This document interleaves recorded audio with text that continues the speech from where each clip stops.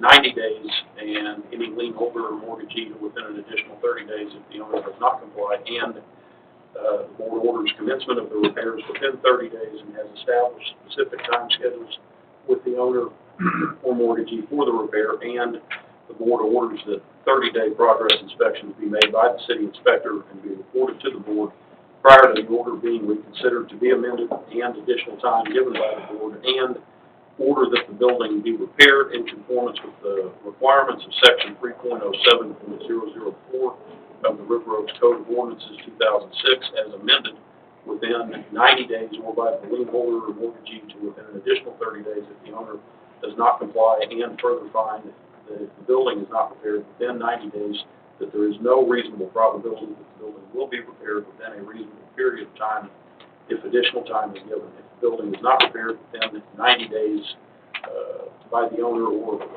an additional 30 days by a lien holder or mortgagee, in full conformance with Section 3.07.004 of the River Oaks Code of Ordinances 2006, the building may be demolished. Second. Have a motion second. Any other discussion? All in favor? Aye. Opposed? One question. Sure. Do I need to bring another copy of that to the office here during the No, day? it is on tomorrow. Oh, you turn it, okay. You just do it with Steve and Well, I've already had him out there once. Yeah. did you get him behind the woodshed? No. Oh, well, you may have to. Now, you work for Steve, and if you need additional time, Steve says, hey, he's making progress, and we'll follow his recommendation. Okay, thank you. Thank you. Item number 9, public hearing in order to receive citizens' comments on proposed property replat as requested by Robert Simmons regarding the owner of 0.9641 acres of land located at 508 Roberts Cutoff Road, requesting approval to replat lot 1 of the J.C. Johnson subdivision by subdividing a total land area of 0.96341 acres into 2 separate plotted residential lots described as being Lot 1R1 containing 0.591 acres and Lot 1R2 containing 0.433 acres of land, zoning case PZ 2019-0005. This public hearing is now open. The lots as replatted are in compliance with R1 zoning. One lot on the north side has a house on it existing, and I believe it has a non-conforming duplex on the back that needs to be registered legal non-conforming. The other lot is just a vacant lot that is going to eventually be built upon with a new house. Isn't that correct? That is correct. Okay. Everybody's been notified within 200 feet, and it's been published in the paper. Went through the planning and zoning last night, and they approved it 5-0 to recommend to the council to approve it. Other than that, also I've taken the plat to the school in compliance with the state law, and they have no objections to it either. Well, 2 half-acre lots is pretty good-sized lots. Any other discussion in this public hearing?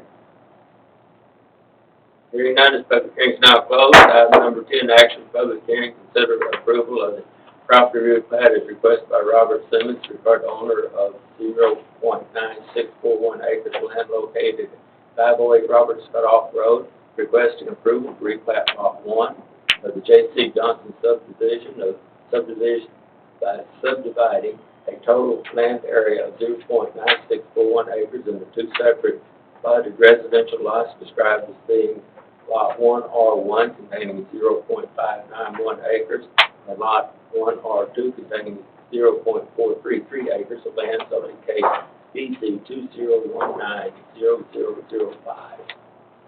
Move to approve the replat, that is zoning case number PZ 2019-0005. Have a motion second to approve the replat of this property. Any other discussion? All in favor? Aye. Opposed? Motion carries. Thank you. Thank you, and thank you for your service. Thank you. Yeah. We have fantastic staff, so when they bring something to us, it don't take us, it's not real hard to make decisions. Public hearing, item number 11, in order to receive citizens' comments on amending the city subdivision ordinance in chapter 10, subdivisions of the River Oaks Code of Ordinances amended specifically under part 4, preliminary plot requirements, part 5, final plot and construction plan, and part 7, requirements for replotting in accordance with the Texas Bill 3167 as adopted by the 86th legislature relating to county municipal approval procedures for land development applications. You can read this? Better memorize this last night. The city attorney and I have sat down and gone through this law, and this is why we're having to amend the subdivision ordinance, is to incorporate those provisions of the law in there. Currently, under the way the law reads, and Betsy, you correct me if I say anything wrong, I know you will, is that the way the law is crafted is that instead of, you don't have to have a public hearing for anything except for a plat that's doing away with a covenant, or it's changing the exceptions to that plat. You wouldn't have to have a public hearing, but here's the part that's different, is you would have to notify everybody after the fact, 200 feet within that property, notifying them what the conditions were, why it was disapproved, or why it was approved. We feel like as staff, and in talking to the city attorney, it's going to be better to do it on the front than it is on the rear, and that still is in compliance with the law, because if we got the public hearings on the front, then we would notify everybody within 200 feet, and then we wouldn't have to send out those conditions and all that after the fact, except to the applicants themselves. And this has to do with residential replats. Residential only replats. Commercial is not included in this law. And far as also we have addressed preliminary plats, we've also addressed final plats, which don't necessarily require a public hearing. However, there's a lot of other things involved. It will involve going before both the planning and zoning and the council to be approved. They have 30 days after we officially accept their documentation and all their plat submittals. They have 30 days for the planning and zoning to make a decision, and then afterwards 30 days for the city council to make a decision. Now, if the city council finds that they're going to disapprove it, that they have to list what the conditions are, and that applicant has an infamous As long as he wants to respond. as long as he wants to reply that response to the city. But the city has to respond within 15 days 15 after he days. gets the response. It's very fair, right?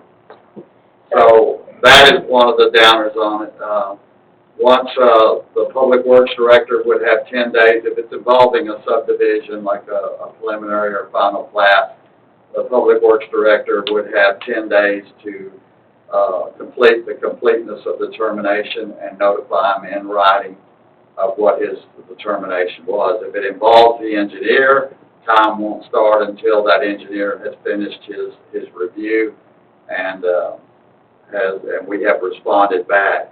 The one thing we are going to have to look at is the fee schedule, should that ever happen. Now, River Oaks is 99% built out. We don't anticipate a lot of that, but that is a very strong possibility going forward in the future that we would have that come up. And if we did, then that would involve what they call a completeness determination. It would involve exaction requirements, and most of these are to do with utilities. And all that has to be established. Once we have received all that documentation, the time starts, which is the 30 days before the planning and zoning.